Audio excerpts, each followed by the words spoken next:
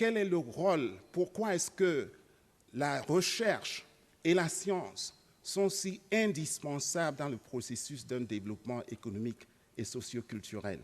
Voilà les mini-thèses que je me propose de défendre ce matin.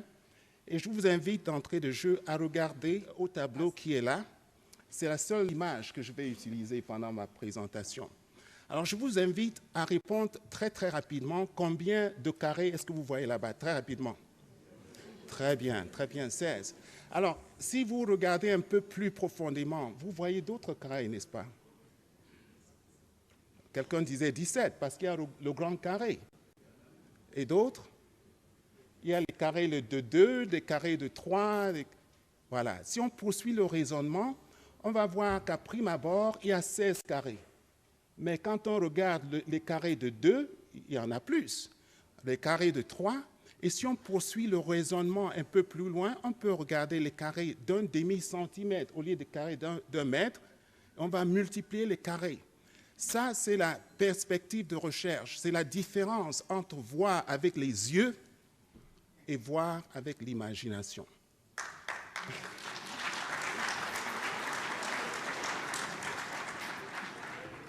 Et un monsieur qui s'appelait Dr. Einstein nous avait dit qu'entre le choix, s'il avait à choisir entre les connaissances et l'imagination, il choisirait l'imagination parce que les connaissances déjà sont connues et sont limitées. Mais l'imagination est illimitée. C'est dans ce contexte que j'invite les chercheurs camerounais à créer un environnement intellectuel pour les recherches, de se laisser entraîner complètement par les forces gravitationnelles de la curiosité et de l'innovation. Voilà la première leçon que j'aimerais partager avec vous. La deuxième leçon, c'est de répondre à la question « Pourquoi est-ce que la science et l'innovation sont importantes, incontournables dans le processus d'un développement socio-économique ?» Je vais essayer de retracer avec vous l'histoire de l'évolution humaine. Je vous invite donc de jeter un coup de regard en arrière dans l'histoire de l'évolution humaine. Que constatez-vous? Vous allez constater que les groupes sociaux les plus puissants sont ceux qui ont pu réaliser des innovations par rapport à leurs contemporains. Ces innovations leur ont permis d'accélérer leur développement socio-culturel, économique naturellement, en temps de paix, mais surtout d'établir et de maintenir leur suprématie militaire en temps de guerre. Ces tendances continuent de nos jours à façonner le cours de l'évolution humaine. Si l'on regarde sur l'Afrique depuis le début de ce siècle, on constate, tel un vieux boxeur, mais vaillant, après 15 rounds de combat, un continent blessé qui continue à saigner de crise en crise, des crises de guerre, des crises sanitaires, des pénuries alimentaires et de l'eau qui deviennent de plus en plus fréquentes, tandis que la population du continent croît très rapidement, des courants migratoires qui traversent le continent de l'est à l'ouest, du sud au nord, et on a vu en 2008 une crise économique dont les répercussions continuent à affecter les économies africaines d'une façon très sévère. Et plus récemment, on a vu des changements climatiques qui s'imposent davantage sur le continent et ses populations. Devant ce contexte, le continent africain n'a aucun choix que de s'engager dans une voie d'une renaissance économique et socio-culturelle afin de relever les nombreux défis que nous venons de citer. Par ailleurs, lorsque je jette un regard sur le Cameroun, il est vrai que le Cameroun, comme d'autres pays en Afrique, accuse un nombre de retards sur ses projections économiques. Mais je suis très fier d'observer que les phases préparatoires de cette renaissance économique ont bel et bien démarré. Et j'ose croire que la communauté privée, la société civile, l'académie ont conjugué leurs efforts pour appuyer l'élan du gouvernement qui a effectivement projeté sa vision d'une renaissance économique au Cameroun. La feuille de route de cette renaissance économique est articulée dans un document d'à peu près 70 pages, généralement reconnu sous le nom du plan d'émergence à l'horizon 2035. Les critiques de ce rapport diront que 2035, c'est un futur lointain. Pour ma part, 2035, c'est un point d'atterrissage, mais les forces vives de la nation, vous et moi, devrions concourir pour essayer d'effectuer un décollage en 2015. Et pour cela, que devons-nous faire effectivement pour accompagner la réalisation pratique de ce plan d'émergence? Eh bien, pour répondre à cette question, je pense qu'il nous faut d'abord établir un état des lieux. Et je m'en vais commencer avec vous parce que je vais vous poser 2 questions et vos réponses vont nous donner des orientations par rapport à la conduite à tenir, ce qu'il faut faire pour effectivement accompagner ce plan d'émergence. Je vais vous poser 2 questions et soyez très intuitifs par rapport à vos réponses. Et la première est celle-ci. Donnez-moi la liste de 5 produits importés au Cameroun, d'une façon aléatoire.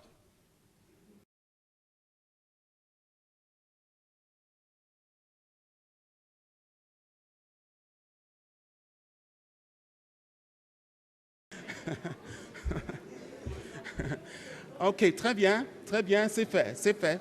Alors, donnez-moi 5 produits, maintenant 5 produits d'exportation, oui. Le café, le cacao, le pétrole, voilà, tout à fait. Alors, quand vous considérez ces 2 listes, quand vous les comparez, que constatez-vous?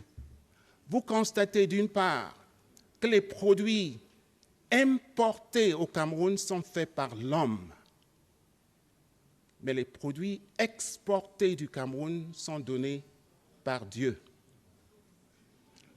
Cela veut dire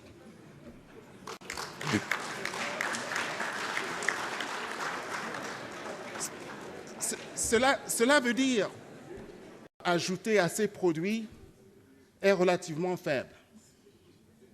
Et pourtant, c'est dans ces valeurs ajoutées que se trouvent les impulsions de développement d'une économie soutenue et durable. C'est dans ces valeurs ajoutées que se trouvent les dons cachés de la recherche et de l'innovation. J'ose faire une référence biblique qui dit bien que l'homme devrait travailler, vivre à la sueur de son front. Ça veut dire le travail.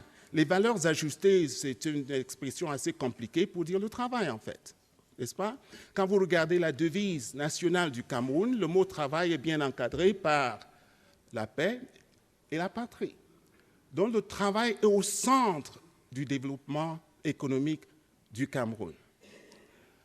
Alors, nous savons très bien que le Cameroun n'a pas à être condamné à cette situation de déséquilibre entre l'exportation et l'importation, puisque le pays regorge des ressources presque infinies au niveau du sous-sol, au niveau de son sol, au niveau des cieux en matière des énergies renouvelables, le soleil, les pluies, le vent et tout ça, et surtout au niveau de son potentiel humain. Alors, loin de considérer donc cette situation comme une situation de désespoir, on peut plutôt la considérer comme un grand tableau de cibles d'opportunités et d'innovation qui nous permet d'avancer effectivement la cause pour laquelle nous nous réunissons ici ce matin. C'est des opportunités de recherche et d'innovation. C'est pour ça alors que je me permets de lancer un appel, si vous voulez, à la communauté scientifique camerounaise, ici même et maintenant, de poursuivre et de produire avant l'an 2020 des impulsions tangibles qui serviront de catalystes d'accélération pour une croissance économique soutenue et durable, de commencer à amorcer les premiers pas pour renverser le ratio des importations par rapport aux exportations et d'atteindre les objectifs spécifiques suivants. Le premier, c'est de développer 20 produits d'exportation et les arrimer au marché domestique et international avec le concours du secteur privé. Deuxième objectif, c'est d'amorcer le déclenchement de transition d'une société agrocentrique vers une société infocentrique, en vulgarisant les nouvelles techniques d'information et de la communication et en développant surtout les applications indigènes appropriées. Le troisième, c'est d'optimiser les nouvelles techniques pour améliorer les services, les productions et les rendements agricoles et améliorer les prestations de services dans les domaines de l'éducation et de la santé. J'invite aussi la communauté scientifique camerounaise à, naturellement avec le concours du gouvernement, à mener des expériences dans toutes les provinces du Cameroun pour démontrer l'exploitation et l'usage des énergies renouvelables. J'appelle aussi qu'on essaie de mettre en place une base de données nationale pour recueillir, saisir et analyser les impacts du changement climatique au Cameroun. Je lance aussi un appel pour que la communauté scientifique et les professionnels camerounais commencent à rechercher des solutions distributives, des solutions diverses, mais populaires, pour appuyer l'élan du gouvernement dans une stratégie de sécurité nationale efficace contre les actes aléatoires de terreur, de violence, ainsi que les guerres asymétriques que nous sommes en train de confronter. Et finalement, je lance un appel pour que le gouvernement et puis les forces vives de la nation s'engagent à ériger, ici même au Cameroun, un centre de recherche moderne et avancé qui pourrait peut-être soutenir et supporter et ravitailler toute la région d'Afrique centrale, supporté par des centres technologiques d'incubation dans toutes les régions du Cameroun. Voilà mes objectifs précis et un défi que je lance à la communauté et au gouvernement du Cameroun. Certains diront que ces objectifs sont ambitieux, que la liste est longue. Oui, je le reconnais, la liste est longue. Mais je parie sur le chercheur camerounais, je parie sur les scientifiques camerounais que je connais capables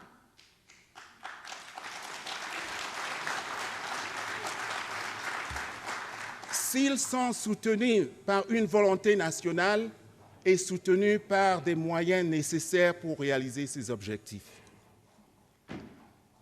Tout comme les artistes de la musique et du sport qui ont fait briller les couleurs du Cameroun dans les stades et les salles de spectacle les plus respectables du monde, je n'ai aucun doute que le scientifique camerounais fera briller davantage ces mêmes couleurs dans les laboratoires et les scènes techniques les plus performants du monde. Alors, pour y arriver, le chercheur camerounais doit être courageux.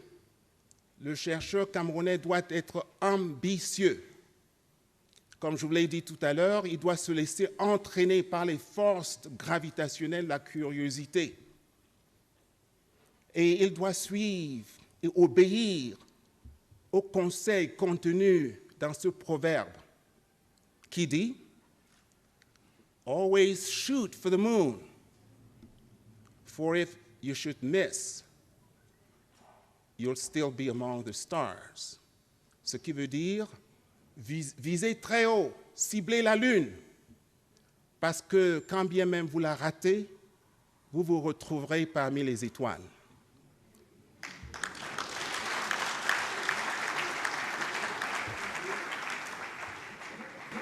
Permettez-moi donc de conclure cette réflexion en paraphrasant le feu sénateur Robert Kennedy des États-Unis et en proposant que pour accompagner la réalisation pratique et concrète de ce plan d'émergence et d'autres grandes idées de développement au Cameroun, nous ne devons pas faire partie de ceux qui regardent le Cameroun tel qu'il est et se demandent pourquoi.